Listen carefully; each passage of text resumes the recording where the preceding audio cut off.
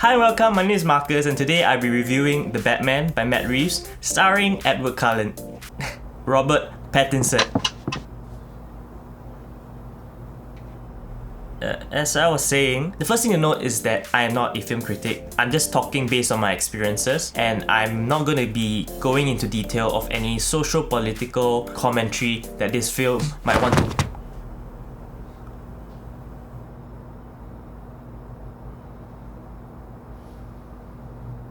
Batman? No. I am vengeance! Is there any crime that's happening around here? I don't know. Are you doing anything crimey? No. I'm just gonna continue my review. So as I was saying, this would be a spoiler-free review. Gotham, in this version of Batman, is a shitty place, as it always has been in previous movies. It is basically hell on earth, and the mise-en-scène of the movie perfectly captures that. From the pouring rain to the gritty costumes, the crew behind this film has done an exceptional job. If you're a person who likes dark and atmospheric movies, you're probably gonna like this movie too. So let's move on to Batman. Batman's ultimate goal is to try to make Gotham a better place. His belief is that fear is the main driving force to stop criminals from being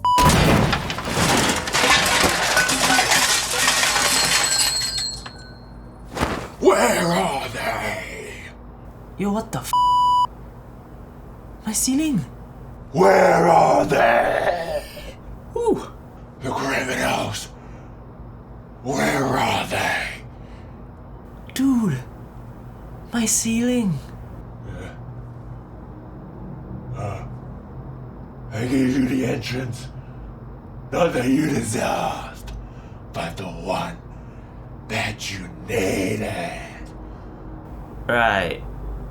You know you're quoting Christian Bale's Batman, right? The wrong Batman.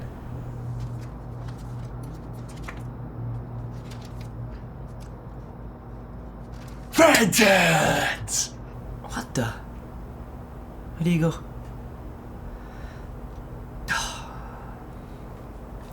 Where was I?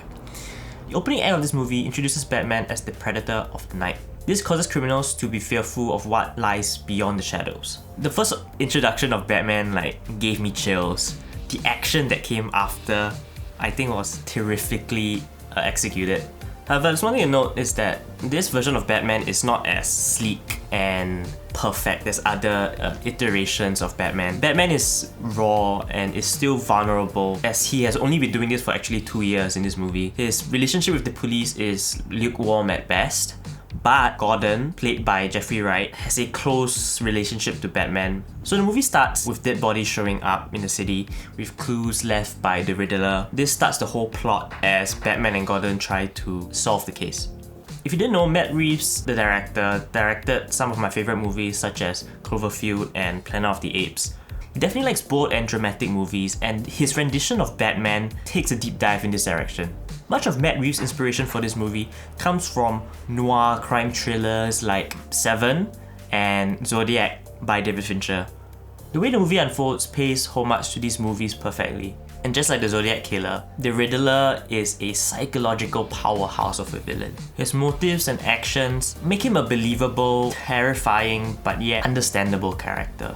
Now, many people know Robert Pattinson from Twilight movies, and from what I've experienced, many don't rate him as an actor. But this is where I feel they may be misguided with their sentiments. You should watch him in other roles such as The Lighthouse and Good Time, and then you'll soon realize that actually he is a fantastic actor that has quite a big amount of range. Though I was actually worried about him being Batman at first, I think that Robert Pattinson's portrayal of Batman is raw, brutal, yet vulnerable. He's not a Superman that easily defeats evil villains. He's merely a man that is trying to do what he thinks is right. And because he has to work for his successes, it makes him a more admirable character. But if there's one thing that took away from Robert Pattinson's performance, it is that his character's somber tone closely resembles that of Edward Cullen in Twilight. I could at times Picture Batman being a vampire. I was just waiting for him to sparkle in the sun. So Catwoman, played by Zoe Kravitz, is... Catwoman, where is she?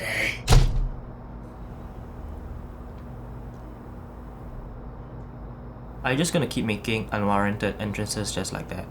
And why do you want to know where Catwoman is? She's hot, and I totally want to make out. Okay, stop there. If you want to stay here, you can stand there and keep quiet while I finish my video, okay? Catwoman, played by Zoe Kravitz, is amazing in this movie. While there are plenty of Catwoman portrayals in the past, her performance is definitely up in the top 3. But there are also things that I wasn't fully on board with. There were some scenes that I thought was a bit cliche and maybe could have been led up to much better. But mainly I didn't like her mask. I think like if you're going to cut the mask up like that, right, why wear the mask at all? Now, moving on to one of the most surprising performances of the movie, and that is Colin Farrell as the Penguin. Now, Colin Farrell as the Penguin is so unrecognizable. You wouldn't know that it's Colin Farrell under that makeup. His accent and the way like he looks is almost perfect. It's definitely his best performance as a villain. It wasn't too dull and he wasn't too over the top.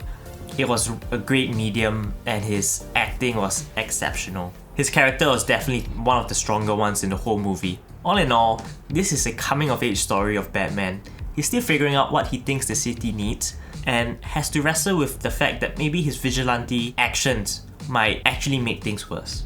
The cast is fantastic, the cinematography is fantastic, and the detective style story is good. But one of the things that most people want to know is it better than The Dark Knight by Christopher Nolan? And in my opinion, not quite. But it's definitely the best rendition of Batman we have in a long time. Go and give it a watch. It's worth the 3 hours. So this movie gets an 8 out of 10. I swear, this Batman is crazy. Swear to me! Oh, Hey, my face.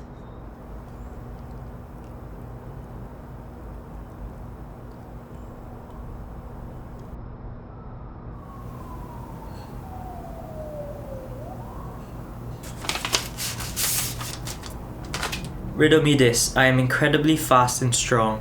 My skin, pale white and cold. I shine in the sun, drink blood for fun, but I mostly never grow old. What am I?